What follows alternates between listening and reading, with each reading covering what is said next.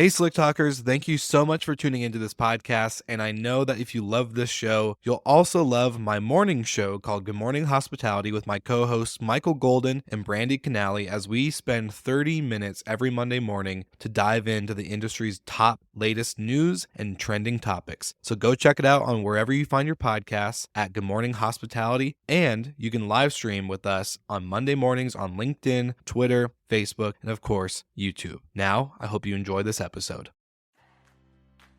All right, all my Slick Talkers, I have a special surprise for you guys. Super thankful for all the support and everyone tuning in. I've been doing about 3 episodes a week now just because I'm so booked out on the show, which is always a good thing. So thank you guys for making this possible. I want to treat you guys with something. So I created a little virtual event. It's a Q&A happy hour with me, and I will be inviting some of the past Slick Talk guests. So go ahead and follow the Instagram and Facebook pages for the podcast. In the show notes of this episode and future episodes, I will be putting the link for you to register for the Q&A. It's free, and the first 10 people that sign up today, and whenever you hear this, go sign up now. The first 10 people I'm watching, I will buy your drink, whether it's a coffee, a wine, or a beer. I will buy the first 10 people that register today. So go ahead, check out the show notes, click the link that is the Q&A happy hour, and then once you do that, register for the event. It's free, and first 10 people, I will pay for your drink. So go ahead, sign up. I can't wait to meet you guys and for just to be able to talk about hospitality and podcasting and get to know you on a little bit of a deeper level. I figured, 2020 is the year to do this. And so thank you guys and the first 10 people I'm watching. So grab your drinks. Let's go.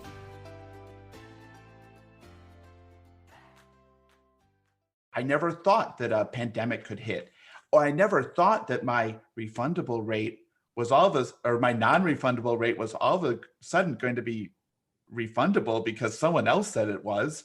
And I think people are realizing that there are risks that they didn't imagine. Like, there are always risks you don't imagine. And so we've had some really good conversations just as homeowners and property managers are just thinking about what their risks are. We haven't solved COVID, but we have built a product to get rid of some risks, to mitigate other risks. And the thing that I really just want everyone to keep thinking about is that you damage deposits, damage waivers, they solve a problem, and they're good, but the real problem that needs to be solved is this overall liability. Welcome to Slick Talk, the hospitality podcast where we discuss all things hospitality, hotels, and business. You can find us online at slicktalkthepodcast.com and on every podcast listening platform.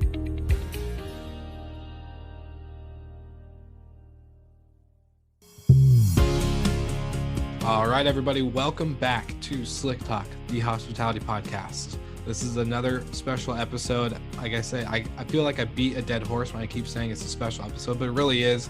I promise, guys. I get to interview and talk with Andrew Bate, the CEO and founder of Safely. So, Andrew, welcome to Slick Talk. How are you doing, my friend? I'm great. Thank you. Thank you for having me. Yeah, it's a true pleasure. We've been talking for a little bit, and just I think our personalities really align in a lot of areas. And you have a really cool story and a really cool company. You guys are doing amazing things. So, it just makes sense to have you on the #1 hospitality podcast, of course. I couldn't be happier. And there's nothing I love talking about more than vacation home rentals and then how to make them safer. Those are, we have great chats. So let's it's like your oxygen, you live and breathe this stuff. I love it. Well, Andrew, I think it's really cool to highlight everyone's origin story, their background, how they got started. And I love yours because you and I have close, relations in the hotel world, to then shifting into vacation rentals and having a foot in both doors. So I would love to hear just about you. Tell us what is Andrew's origin? Sure. Well, let me tell you where we ended up to put this all into perspective. So Perfect. At safely.com, our entire mission is to help a homeowner rent and feel comfortable to internet strangers who are coming into their house. And so, we provide insurance. We'll talk more about that. We have the right data so we can predict and then mitigate high risk and bad guests. And so that's where we are today. But it really started, there were two kind of sparks way back in the day. But I used to be a consultant at McKinsey and Company, the management consulting firm in Atlanta, and I was in the travel practice. And so I got to work with only travel clients. And one thing that became really, really clear is that travel companies are really asset heavy. And most of their success depends on asset utilization. How do you use this airplane a little bit more efficiently and earn as much revenue as possible? And how do you take this building on a piece of land and earn a free cash flow? Maybe we call it a Hampton Inn, or maybe we build a dry cleaning store on there. Like, I don't know, but somehow it's an asset that needs to be utilized. And at the same time, the second spark I had was seeing some really, really smart people buy a second home and then leave it empty for 48 weeks of the year. Because you have to do something right to first buy a first home in our world, and then to buy a second home. But then you have to be really, really stupid to leave it empty because it has value. And so why are these smart people doing it? And so I was doing my MBA at London Business School, and we had an entrepreneurship summer school where you took this idea and then you turn it into a business model. And I mean, we were all over the place, but what was really resonated is that homeowners need to trust the people staying in their home. And that sounds obvious, but so many homeowners, they're like, I'll never rent because I don't trust who's staying in my house. At the same time, I asked, well, who does stay there when you're not there? It's like, oh, well, I will let people from my church stay, or I'll let friends of my friends stay, or I'll let people from my university. I put something in the back of the alumni magazine. So they were letting strangers stay. They were just strangers they trusted. And that's when I built the first marketplace we had. We launched about a month before Airbnb launched, but it's called Trusted Guests, where the homeowner could define exactly who they wanted to rent to. Like, are you part of the social group I'm in? Are you have you performed and done a good job, for 2 or 3 times? And now I'm going to trust you. But of course, as a lot of you know, building a marketplace is hard. We're going after some aspirational groups, like groups that weren't living paycheck to paycheck, like workplace people, graduates of some really good schools. And so we had problems getting the supply, getting a homeowner to get their owner's closet ready, and then fix that one thing in the bathroom and buy new linens and then list it. And usually this home was 5 hours away from their primary home. So the concept was working, but then the homeowners weren't actually doing it. They'd sign up, but they wouldn't list their home. And we didn't have enough money to go all around the country and clean their closets and set up their bathrooms. So that's when we changed. And actually it came from a really good conversation I had actually with Carl Shepard, one of the co-founders of HomeAway. And of course we wanted to plug our, get his advice and see what we could do with HomeAway. And he said, Andrew, just don't compete against a marketplace. We're pretty big and we're doing fine. And then Airbnb at that point, doing fine. And he said, instead, the whole industry needs someone to infuse a little bit more trust into every reservation, and that should be your role. And so November of 2013, we switched from Trusted Guests to being Safely Stay at the time, now safely.com. And that's how we got to where we are, just making every reservation a little bit safer through data, through analytics, and through insurance. That's incredible. And it's what I love is just like I love seeing evolution in a sense of like Trusted Guests, great idea. But what was really needed was trust and transparency in the industry as a whole through a different outlet that was still a great idea, but like just it kept evolving and getting bigger and bigger. And like I always like to use the analogy You look at hourglass window, it's all these pieces of glass that's put together, right? So if you focus on one little piece, it's kind of like foggy, not really cool looking. You're like, all right, but this is one piece of glass. But you step back and you get further and further and further, you see the whole picture. And that is like the best like visual description I can think of, like evolution, especially with you guys. Just sounds like look at one area and then you step back more and more, and it just got bigger and bigger. Well, I wish I could be like the entrepreneurs you read about in TechCrunch, where it was just like so obvious. It took like 2 months and they just nailed it. It's been a path, a lot of learning. We've talked to so many homeowners, so many property managers, so many service providers, and just every conversation like really builds our understanding of what the need is. And then of course, the bigger we get, the more we can invest in our infrastructure and our products, and it builds on itself, but it hasn't been that TechCrunch overnight success. Well, which is fine, because I think a lot of people, I think you have more sweat equity now, right? Than if like the 2-month entrepreneur who's like, yep, this is it, we're launching, we got $1 billion in funding, let's go. Right.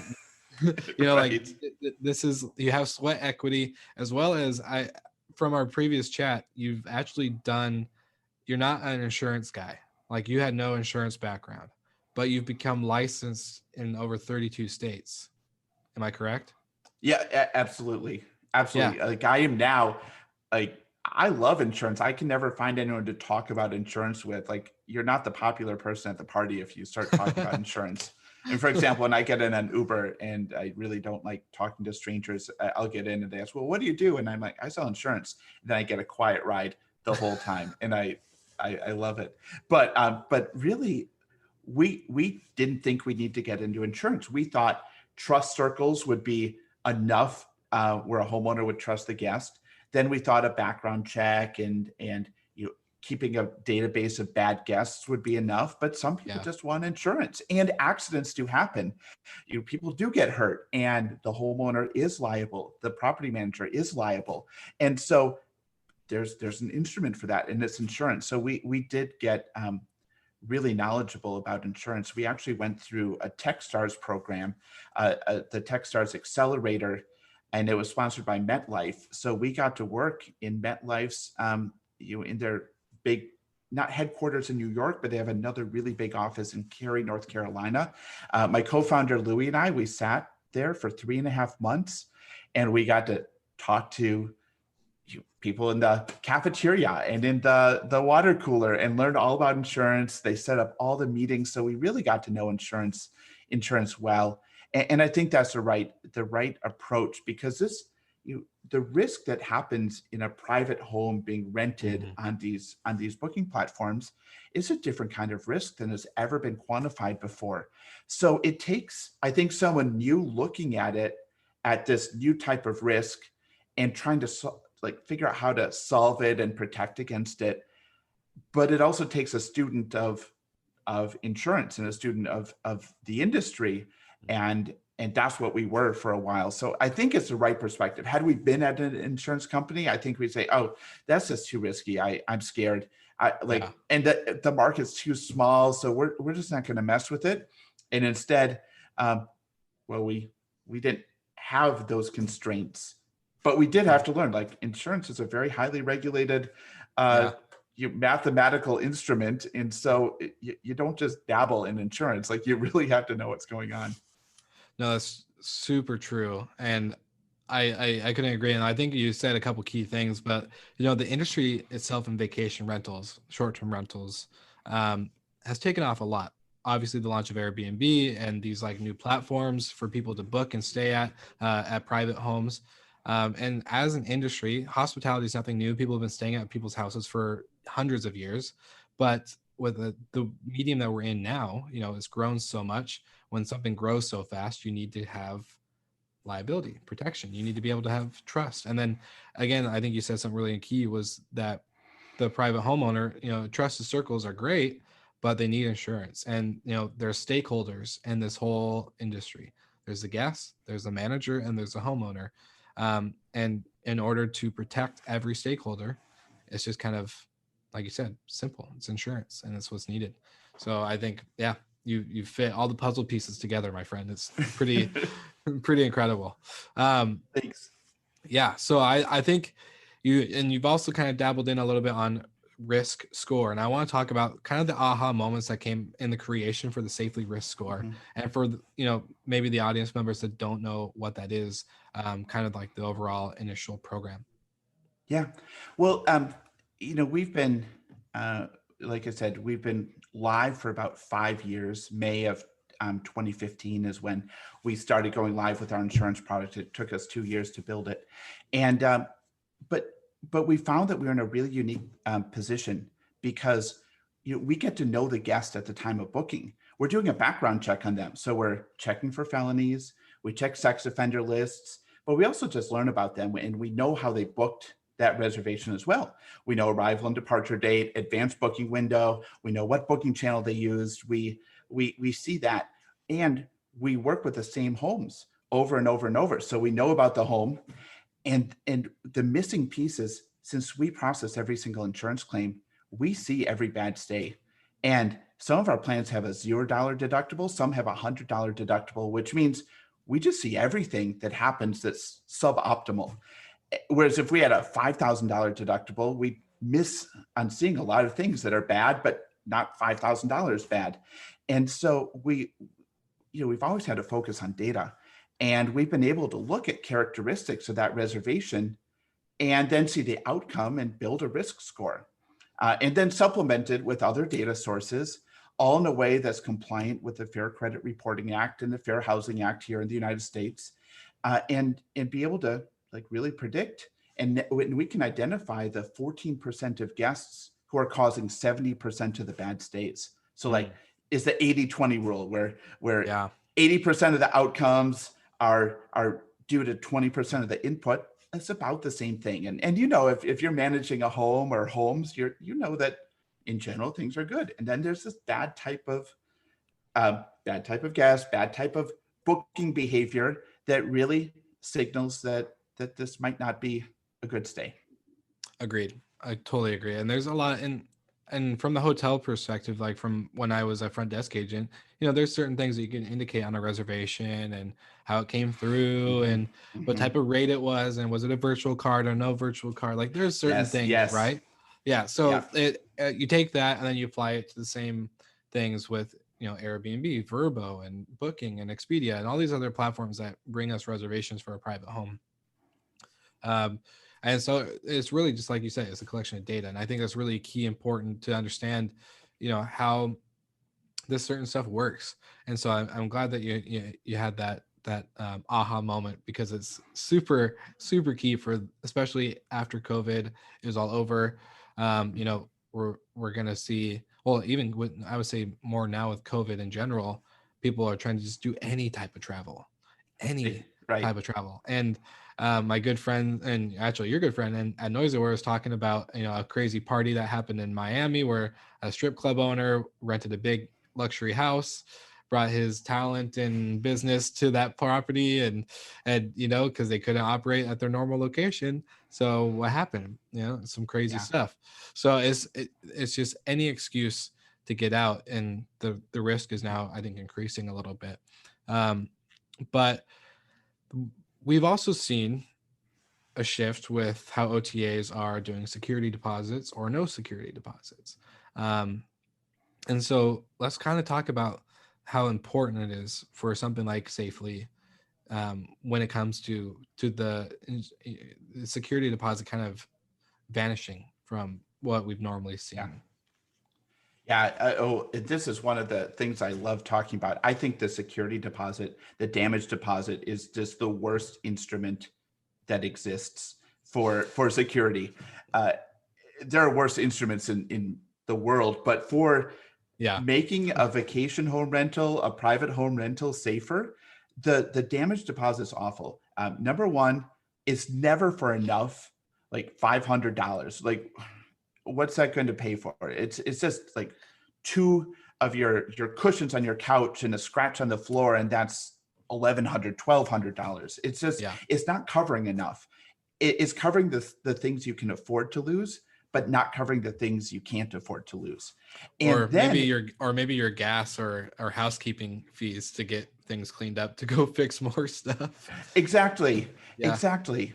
And then the other problem is it's too much for the guest to pay. So the guest, if they have a $1,500 reservation, they're putting down 30%, 25%, that total amount. So their booking size is bigger. And that's more friction. It's a lot harder to have $2,000 than it is to have $1,500. And often there's one person booking for a whole party. So they're like, I know I'm getting this back, but I'm bringing Mike, and Mike is horrible. And now I'm on the line for Mike's kids, and I know Mike's going to sneak his dog in. And so it's just so much friction in completing a reservation, and the instrument just doesn't do any good. Then you try to take some of the damage deposit from the guest, and then they leave a bad review for you. Well, and then you lose some of your pricing power for future guests. And then there's an operational challenge. We were talking to one really big property manager. They said they have 2 people who handle the collection and the refund of damage deposits. I mean, they have some good volume, so it's not like a killer expense, but wouldn't you rather 2 people to spend time on something useful, something making the guest experience better? So we just love having a different pot of money. If something goes wrong, you don't have to go after the guest. You don't have to go after the homeowner. It's just going to be covered. And you don't have to come out of pocket yourself if you're a property manager for that homeowner. Yeah, no, I love how you said that. And so for, a lot of people, I can't say a lot of people, but some people might be skeptical because this is the phrase I've been hearing a lot prior to COVID, right? This is how we've always done it. This is how it's been. This is how it's going to be. Well, I think COVID really shaken that up. And so now people, like we've seen, for example, Verbo kind of stepped away from doing security deposits or damage deposits and stuff like this. So the industry is shifting from what we've always done. I think people are realizing that there are risks that they didn't imagine. Like there are always risks you don't imagine. And so we've had some really good conversations just as homeowners and property managers are just thinking about what their risks are. We haven't solved COVID, but we have built a product to get rid of some risks, to mitigate other risks. And the thing that I really just want everyone to keep thinking about is that you damage deposits, damage waivers, they solve a problem and they're good, but the real problem that needs to be solved is this overall liability and this liability for a bodily injury or the home burning down or some catastrophic event, which doesn't happen often, but when it does, it ruins your business.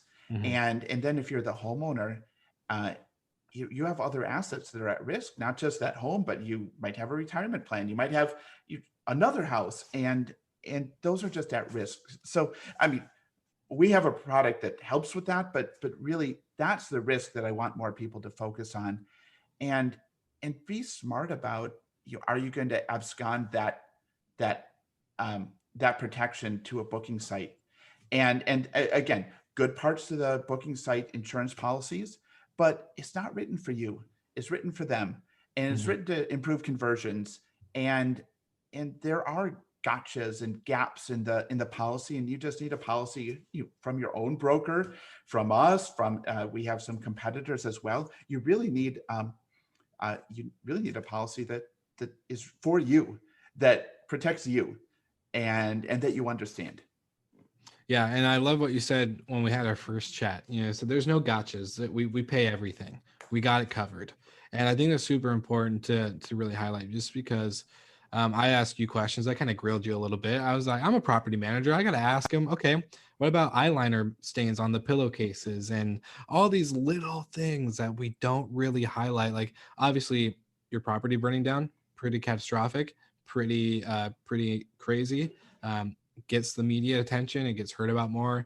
What if something happens like this? But the little things that really, as an operator, there's cost to, there's risk there. If you have to replace 5 linens in a week because of certain things and all this extra stuff that just was not planned, It's not normal, does not normally happen.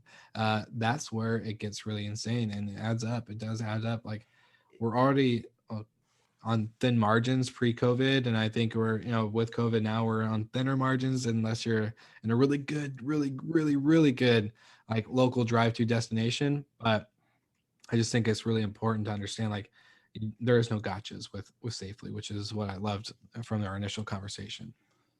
Yeah, one thing that I think is really important to think about is as you think about an insurance policy, making sure that the guest is not the only named insured, because there are some policies out there where the guest is insured, which is great. You'd want a guest to be insured if they come into your house, but then we're seeing about a third of our claims being due to guest negligence.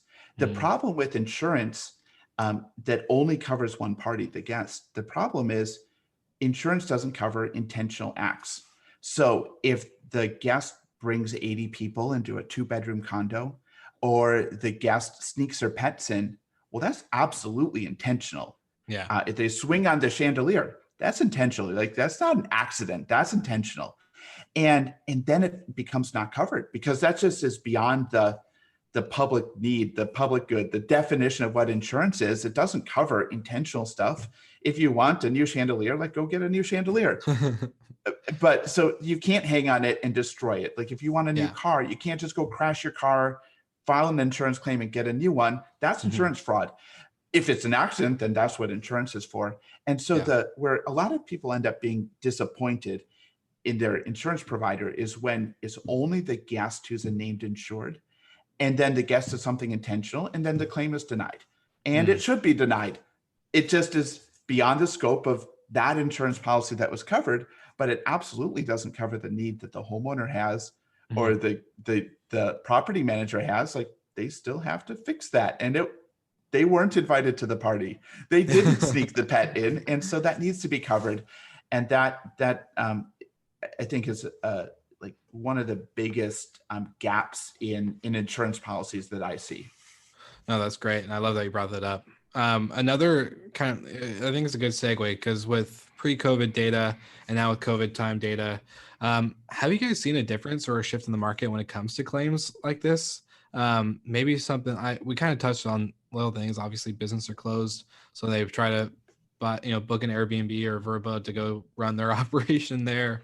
But maybe have you guys seen anything kind of that's pretty key and important to realize right now? Yeah, we've seen a few things. One is we've seen there was a period, about a 3-month period from like May until about now, probably about a month ago, where the stays were calmer. We were seeing fewer parties, fewer damages that looked like, well, the one you described in Miami. We're seeing fewer of those at the time. Anecdotally, we're hearing stories of COVID parties and people getting together, and that makes sense. But really, the bulk of the stays were actually calmer. Fewer families were coming together, so there were fewer people per home. I think now, especially with Florida, like fully opening up, and then of course, sorry. Okay. Okay. Sorry about that. Yeah. When my phone rings, it goes to my headphone. Yeah. So we're seeing, first we're seeing calmer stays where there are fewer people, in the home. And so we're seeing a lot less damage as a result. But now in the last month and a half, especially with Florida opening up, Georgia's pretty open. Other areas are open. People are feeling a little bit braver. And they are having the larger groups, the more festive trips. Before it was like relaxation trip or get out of town trip. Now it's like, I'm back and like, it's time to have fun. And so our claims rate has gone up, especially in the last month, especially in the Southeast where I think things are opening faster. And so still fine, but we are seeing more of the negligence very recently, though. We didn't see the big parties. I mean, they're happening all the time, but we didn't see them disproportionate to pre-COVID versus post-COVID. Mm-hmm. But now we'll start to see it. One thing I have heard though is the wear and tear has gone way up because people aren't leaving the home. They're staying there. So it's they're like, longer go stays, to the, right. They're longer stays and they're in the home the whole time. They're not going to the restaurant. It's like, can you just go to the restaurant and like give our kitchen a rest for just tonight? But they're in the house all the time. So they're using more towels. They're using the sheets more. They're just making more mess. And sometimes that overflows from just wear and tear to a traumatic, insurance event. And so we're seeing a little bit there, but it's more falling in the wear and tear and the cleaning. Oh yeah. I was going to say, a lot of people pivoted from short-term stays to long-term, and then, doing leases 1 month, 3 months, 5, 6, whatever, getting a little creative with how to generate revenue to not, at least break even. Right. But yeah, no, that's the thing, is the wear and tear. So yeah, I didn't think about that in the full sense, because we're not seeing that with our company. Obviously we're not seeing extended stays in a castle or anything like that, but we're seeing, the frequent, 3 to 5 night trips. So I guess another just kind of rapid fire question: what do you see, post COVID, obviously, post vaccine or post whatever happens with all of this? Do you guys see any kind of new shifts in the industry when it comes to this insurance, type model and claims and even booking behavior? Who knows? You guys have so much data, I think, and I think it's super cool that you're utilizing it. So I'm just kind of curious on what maybe some sneak peeks or your thoughts are for future stuff. Yeah, I have a few thoughts. One is, we're seeing private homes, vacation homes, become not the alternative accommodation anymore, but like accommodation. This is travel accommodation. You're not going to the Hampton Inn with the shared spaces and interacting with someone and sitting in the lobby. Not nearly as much anymore. And I think even post vaccine, let's say COVID goes away, I still think enough people have been conditioned to realize that they might want a little bit more space than before. So I think home rentals, like especially in the United States, awareness for home rentals still is not nearly as high as in Europe. And I think this experience has given a lot of new people a chance to try a home. And by the way, they like it. I'd rather have a whole house than a hotel room, which is a box. And if I'm lucky, I get a suite, because then they put a sitting chair in there or something like that. Like the house is so much better, and price per person, price per bed is so much better. So I think we're seeing some very permanent shifts in terms of homes being good accommodation. I'm really excited about urban rentals. Like, I know they're getting hit so hard right now. Yeah. But when corporate travel comes back, I think those same trends of, I don't want to go to the Marriott or to the Hyatt. I want to go to a place like my own apartment, and I'm really excited about them. I know there's so much turnover. It's so hard right now. I don't know what that landscape looks like in a year, but I do think that a lot of these trends we're seeing in private homes in the vacation destinations are going to move over to the urban areas. It's just a matter of when. And then the last trend I'm seeing that I'm also excited about is people are exploring their local area. They're getting in a car and driving for 4 hours. They're going to the mountains or to the lake where they've never done that before. Instead, they go to Disney World or Cancun or wherever they go. And now they're going somewhere local, and they're going more often. And so I'm also excited about these small towns that have 2,000, 3,000 people that are on a lake in the mountains that don't have the hotel supply, but they have the private home supply, and that's where you're going to stay. And you're finding your favorite place that's drivable, and you're going to start going back a few times with your family and explore. We're in Atlanta, explore the Blue Ridge Mountains, explore Tybee and Savannah and Hilton Head more than getting on a plane and going to one of the aspirational destinations. Yeah, no, I couldn't agree more. I just got off a recording with Oracle Hospitality, and that's like exactly what we talked about. It's literally Oh, wow.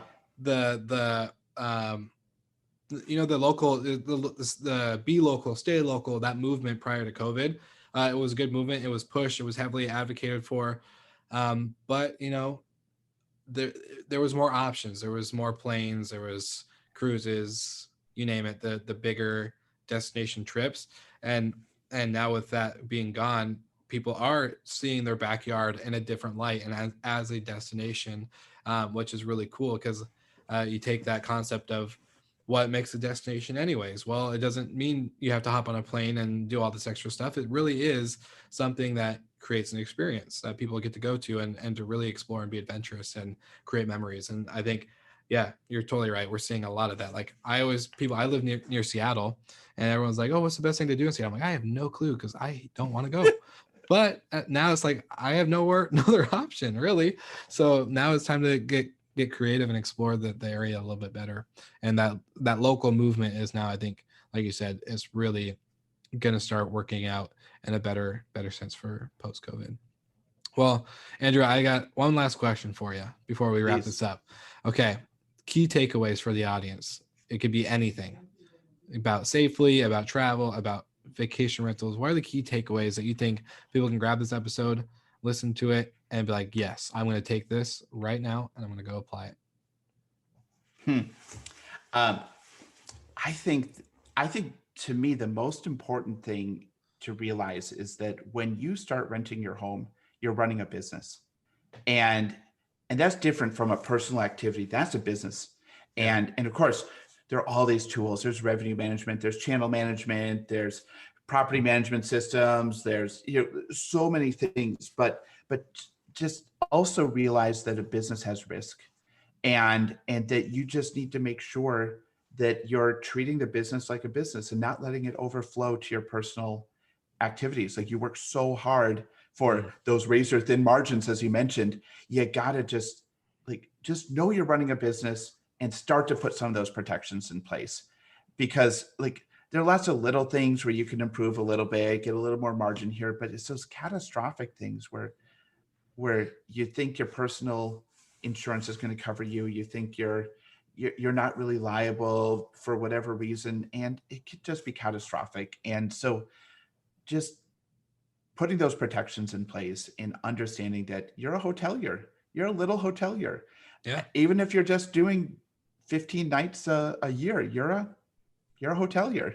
Yeah. And there are things like responsibilities you have when you are a hotelier, like paying taxes and occupancy taxes, conforming to local regulations, but also the liability you face is a commercial liability.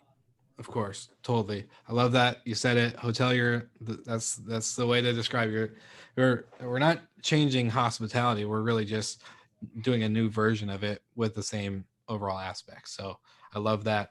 It's great. Well, Slick Talkers, obviously, like I always say at the end of every episode, all the links, everything we talked about, learn more about Safely and Andrew and the whole company and what they're doing, it's going to be in the show notes. I obviously highly encourage you guys talk to them and look at what they're doing and changing the space overall. It's really incredible.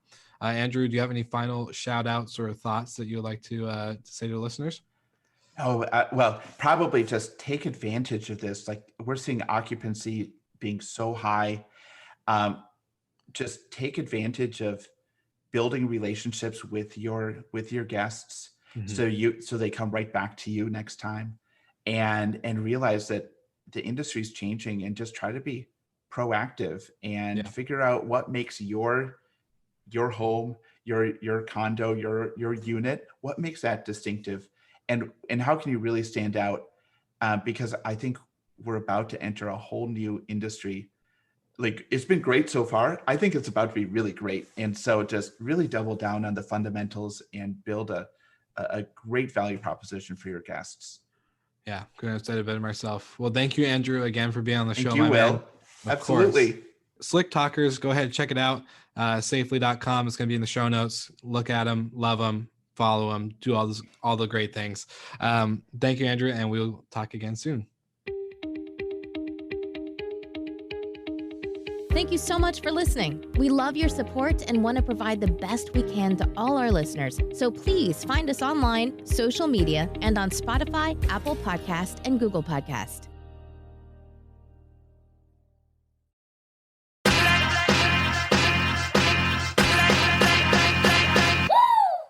What's up, everybody? If you've gotten this far into the episode of Slick Talk, the Hospitality Podcast, then you are amazing, and thank you so much for tuning in.